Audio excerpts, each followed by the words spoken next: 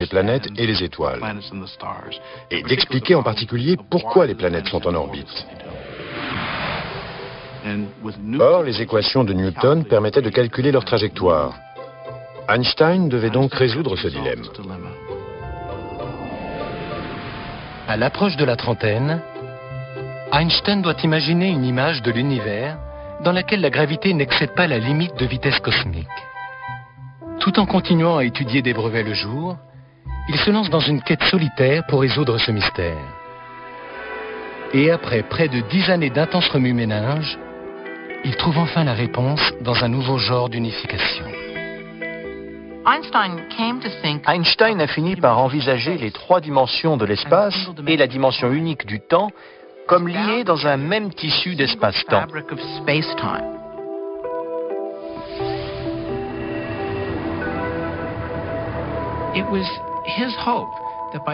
Il espérait que cette compréhension de la géométrie de ce tissu quadridimensionnel d'espace-temps lui permettrait de parler tout simplement d'objets évoluant le long des surfaces de cet espace-temps.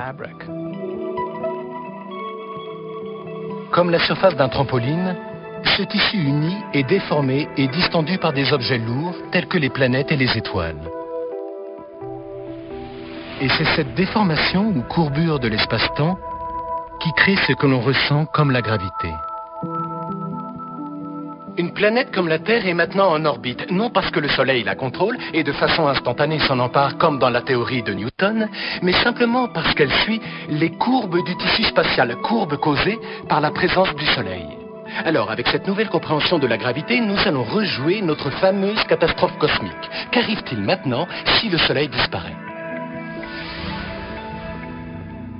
La perturbation gravitationnelle qui en résulte va former une vague qui se propage à travers le tissu spatial de la même manière que des ondulations se propagent à la surface de l'eau quand on jette un galet dans une mare. Nous ne sentirions donc aucun changement dans notre orbite autour du Soleil jusqu'à ce que cette vague atteigne la Terre. De plus, Einstein calcule que ces ondulations de gravité voyagent exactement à la vitesse de la lumière. Ainsi, avec cette nouvelle approche, Einstein résout le conflit avec Newton de savoir à quelle vitesse la gravité se propage. Et plus important encore, Einstein va donner au monde une nouvelle image de ce qu'est réellement la force de gravitation.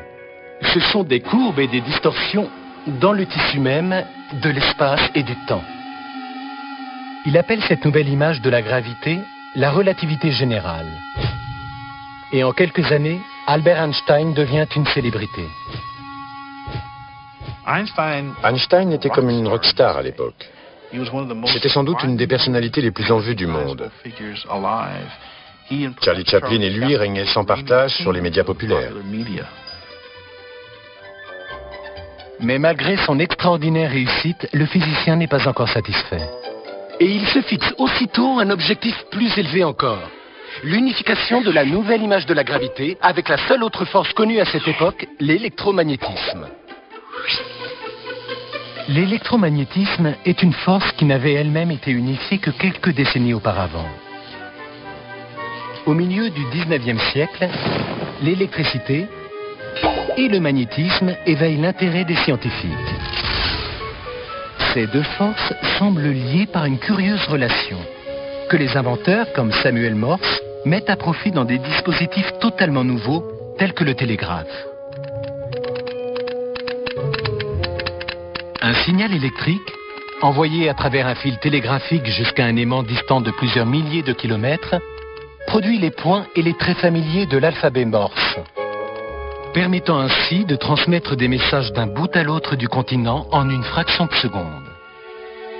Le télégraphe fait sensation, même si le principe scientifique du système reste quelque peu mystérieux.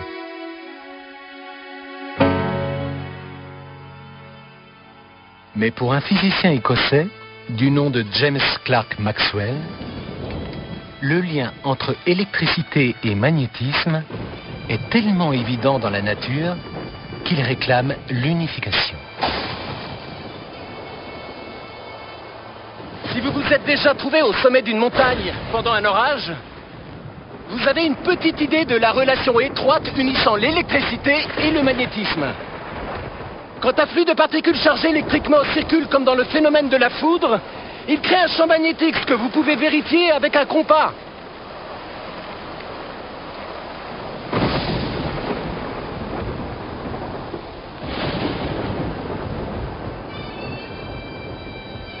Obsédé par cette relation, Maxwell veut parvenir à exprimer la connexion entre électricité et magnétisme en langage mathématique. Et il parvient à échafauder 4 équations mathématiques élégantes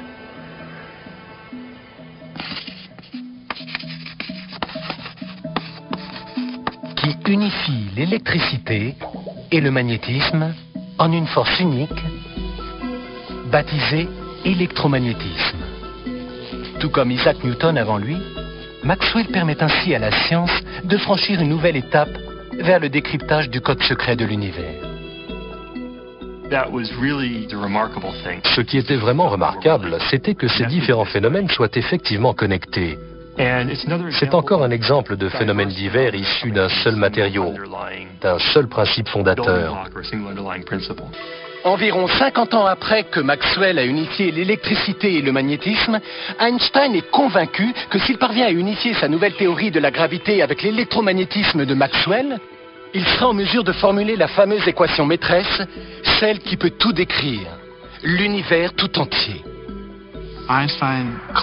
Einstein pense visiblement qu'il existe un mécanisme grandiose qui régit le fonctionnement de l'univers tout entier. Vous me demandez pourquoi il cherchait l'unification. Je crois que c'est tout simplement parce qu'Einstein fait partie de ces physiciens qui veulent connaître l'esprit de Dieu, voir le tableau dans son ensemble.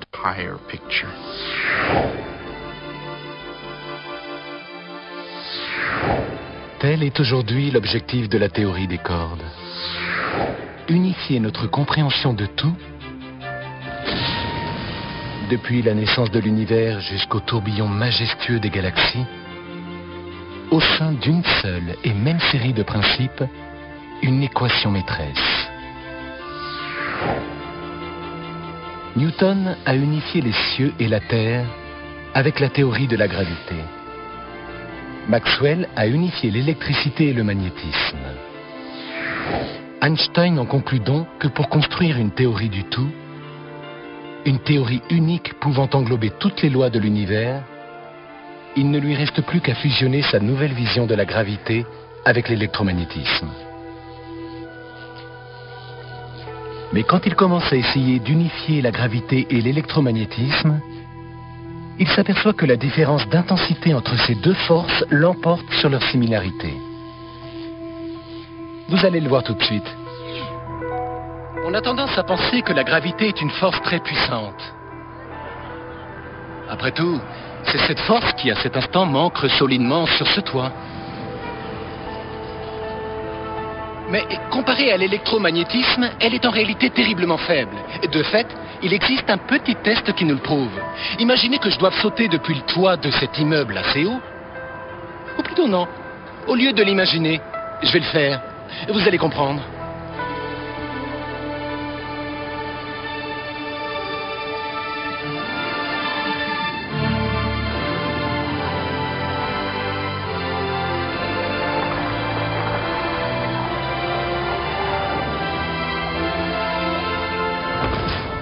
Alors, bien sûr, j'aurais dû normalement m'écraser, mais la véritable question est de savoir qu'est-ce qui m'a empêché de traverser le trottoir et de descendre tout droit jusqu'au centre de la Terre. Eh bien, aussi curieux que cela puisse sembler, la réponse est l'électromagnétisme. Tout ce que nous voyons, de vous et moi jusqu'au trottoir, est constitué de petits éléments de matière appelés des atomes. Et la coquille externe de chaque atome contient une charge électrique négative. Si bien que quand mes atomes entrent en collision avec ceux du ciment, ces charges électriques se repoussent avec une telle force qu'un petit morceau de trottoir peut résister à toute la gravité terrestre et arrêter ma chute. En réalité, la force électromagnétique est des milliards et des milliards de fois plus puissante que la gravité. C'est un peu surprenant parce que